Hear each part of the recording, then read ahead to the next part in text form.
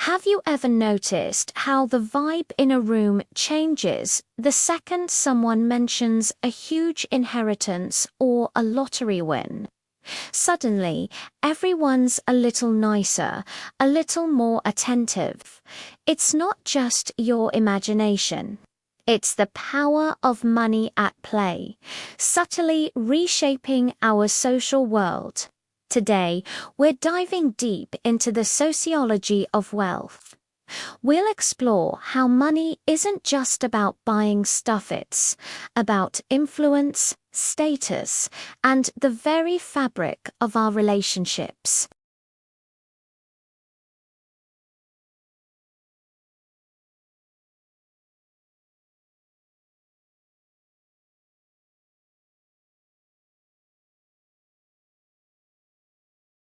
You've probably heard of economic capital.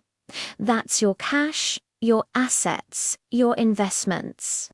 But there's also social capital, which is your network, the people you know, and the favors you can call in.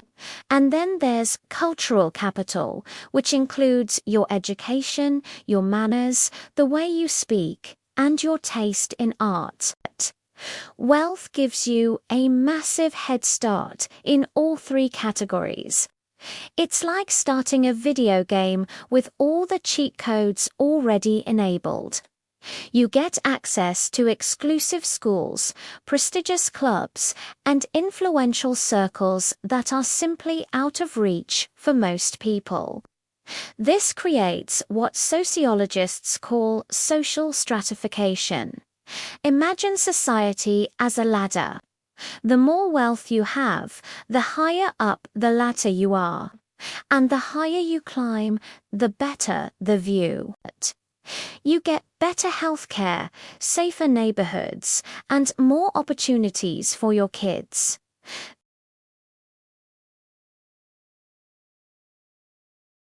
Studies consistently show that children from wealthy families have a much higher chance of becoming wealthy themselves. This isn't just because of inheritance, it's because they inherit a world of connections, knowledge, and opportunities that compound over a lifetime.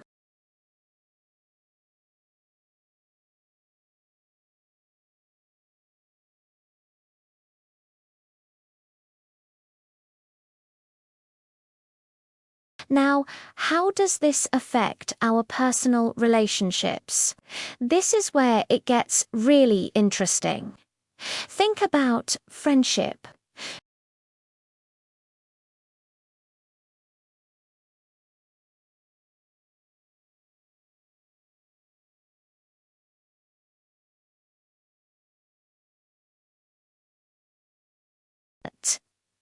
The wealthier friend might suggest a fancy restaurant or an expensive vacation that the other friend simply can't afford.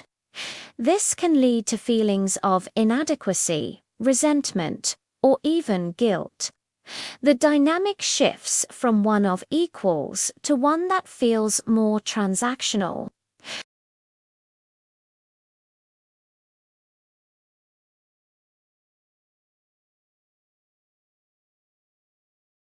It introduces a power imbalance that can poison even the strongest bonds.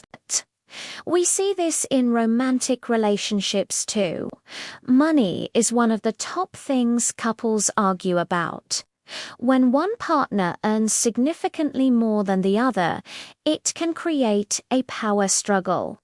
The higher earner might feel they have more say in financial decisions, consciously or not.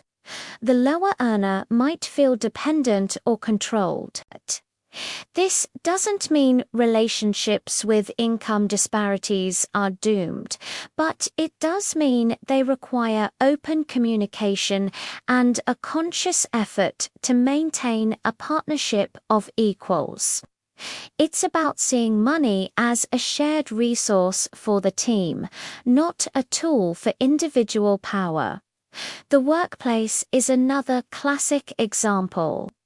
Your salary isn't just a number, it's a measure of your value to the company.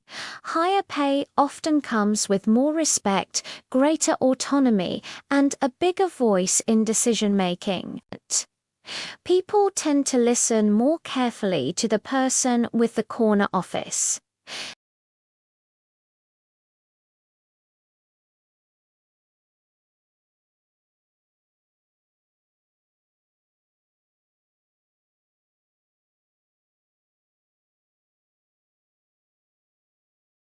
The invisible hand of the market becomes the very visible hand that structures our professional lives. And what about on a larger societal scale? Wealth concentration has profound effects on democracy and justice. The wealthy can fund political campaigns, hire powerful lobbyists, and shape public opinion through media ownership. This gives them a disproportionate say in laws and regulations, often leading to policies that favor their own economic interests, like tax cuts for the rich or deregulation of industries.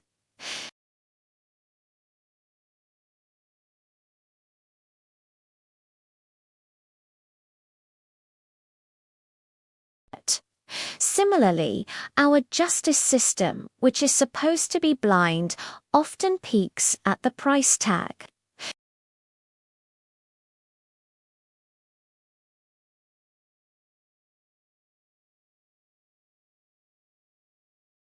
Someone with limited resources has to rely on an overworked public defender. The result? Two people can commit the same crime, but the one with more money has a far better chance of a favorable outcome. This erodes public trust and reinforces the idea that there are two sets of rules, one for the rich and one for everyone else. So, how does having wealth change a person's psychology? This is a fascinating area of research. Studies, like those from UC Berkeley, have shown that as people gain more wealth, they can become less empathetic and more self-focused. One experiment had people play a rigged game of Monopoly where one player started with twice the money. The rich player quickly started acting more dominant, moving their piece more loudly, and even eating more of the shared snacks. They attributed their success to their own skill, completely forgetting the unfair advantage they were given. This is called the self-serving bias. It's a psychological defense mechanism that helps people justify their privilege. It's not that wealthy people are inherently bad, but that the circumstances of wealth can change a person's perspective on fairness and entitlement. But it's not all doom and gloom.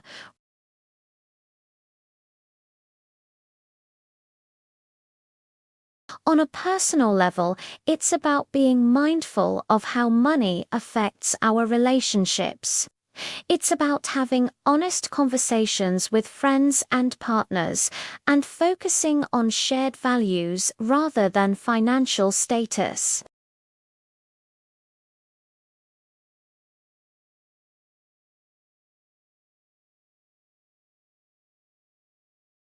On a societal level, it requires bigger conversations about things like progressive taxation, funding for public education, and campaign finance reform. It's about building a society where everyone has a fair shot, not just those born into privilege. This isn't about punishing success. It's about creating a more level playing field.